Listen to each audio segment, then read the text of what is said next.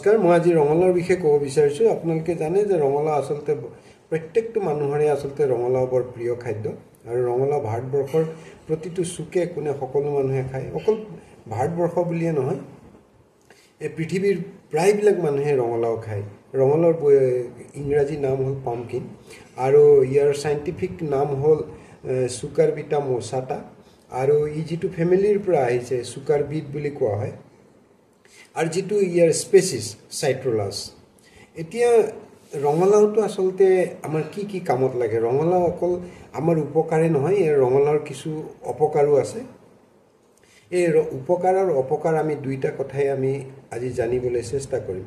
আমাৰ হাৰ্টৰ ক্ষেত্ৰত ৰঙালাও যথেষ্ট উপকাৰী। এই হাৰ্ট মাচুলবিলাকৰ লগতে গোটেই হৃদযন্ত্ৰৰ প্ৰক্ৰিয়াত আচলতে ৰঙালাওৱে যথেষ্ট কাম কৰে। সেইকাৰণে যিসকল হৃদৰোগী আছে তেওঁলোকে ৰঙালাও খাব পাৰে। ৰঙালাও খালে আচলতে হাৰ্টৰ কাৰণে যথেষ্ট পৰিমাণে ভাল। এতিয়া আমি চকুৰ ক্ষেত্ৰত যদি যাওঁ, এতিয়া চকুত আচলতে চকুৰ কাৰণে ৰঙালাও যথেষ্ট উপকাৰী। কাৰণ ৰঙালাওত বেটা কেৰটিন বুলি এটা বস্তু আছে। বেটা কেৰটিন আচলতে আমাৰ শৰীৰৰ ভিতৰলৈ যেতিয়া যায়, যোৱাৰ লগে লগে এটা ফিজিঅ'লজিকেল চেঞ্জ হয়।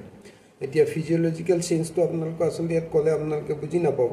ফিজিঅ'লজিকেল চেঞ্জৰ কাৰণে ই আচলতে ভিটামিন এলৈ কনভাৰ্ট হয় আৰু ভিটামিন এলৈ যেতিয়া কনভাৰ্ট হয়, ই আচলতে আমাৰ ছাল, চকু এই গোটেইবিলাকৰ ই আচলতে সুন্দৰকৈ কাম কৰে আৰু দৃষ্টিশক্তি ভাল হোৱাত ই সহায় কৰে।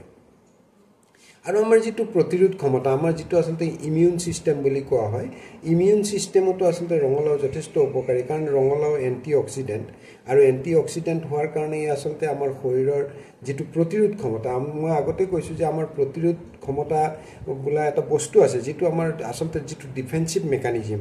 আমাৰ বাহিৰৰ পৰা যেতিয়া কিবা এটা বেমাৰৰ বীজাণু আমাৰ ভিতৰত সোমায়, সেই বীজাণুটোক বাধা দিব পৰা আমাৰ ভিতৰত এটা নিজস্ব এটা ক্ষমতা থাকে, সেইটোক ইমিউন ছিষ্টেম বুলি কয়। আৰু এই ইমিউন ছিষ্টেমটো ৰঙালাওৱে আচলতে যথেষ্ট বঢ়ায়।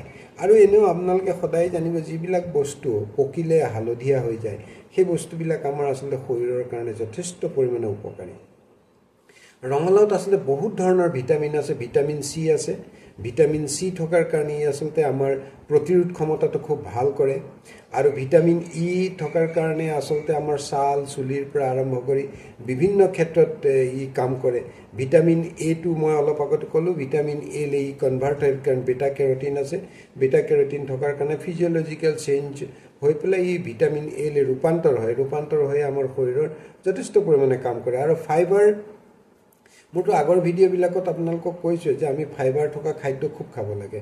কাৰণ ফাইবাৰ থকা খাদ্যই আমাৰ শৰীৰৰ কাৰণে বহুতেই উপকাৰী, আপুনি যিটো ভাবিব নোৱাৰে। আচলতে পাকস্থলীৰ পৰা আৰম্ভ কৰি আমাৰ বিভিন্ন শৰীৰৰ বিভিন্ন শাৰীৰিক সমস্যা ফাইবাৰ থকা খাদ্যই আচলতে আমাক যথেষ্ট উপকাৰ কৰে। আৰু ফাইবাৰেই নহয়, ইয়াত আইৰণ আছে, যথেষ্ট পৰিমাণে মিনাৰেল আছে, ভিটামিন আছে।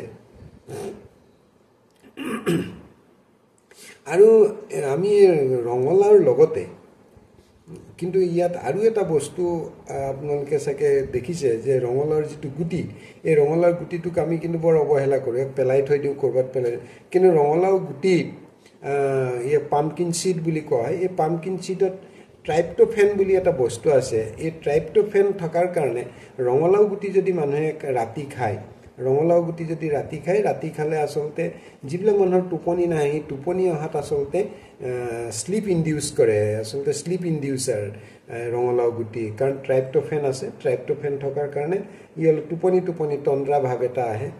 আৰু ৰঙালাও গুটি কিডনীৰ কাৰণে যথেষ্ট ভাল, কাৰণ ইয়াক ফ্ৰেণ্ডলি ফুড বুলি কোৱা হয় কিডনীৰ কাৰণে। কিডনীৰ সমস্যা থকা মানুহে আচলতে ৰঙালাও গুটি খাব পাৰে। আৰু যিসকলৰ কলেষ্ট্ৰলৰ সমস্যা আছে, কলেষ্ট্ৰলৰ সমস্যা থাকিলে ৰঙালাও গুটি খাব পাৰে, কাৰণ ৰঙালাও গুটি খালে কলেষ্ট্ৰল কমি অহাত সহায় কৰে। আৰু কলেষ্ট্ৰল যেতিয়া কমি আহিব, হাৰ্টৰ সমস্যাও কমি আহিব, কাৰণ আমাৰ হাৰ্টৰ বেছিখিনি সমস্যাই আচলতে কলেষ্ট্ৰলৰ লগত জড়িত হৈ থাকে। নমস্কাৰ, আপোনালোক সকলো কুশলে থাকক আৰু আপোনালোকৰ কুশল কামনা কৰি মই ভিডিঅ'বিলাক বনাওঁ। মোৰ বিশ্বাস আছে আপোনালোকে সৰু ভিডিঅ'টোৰ পৰা যথেষ্ট উপকৃত হ'ব। নমস্কাৰ।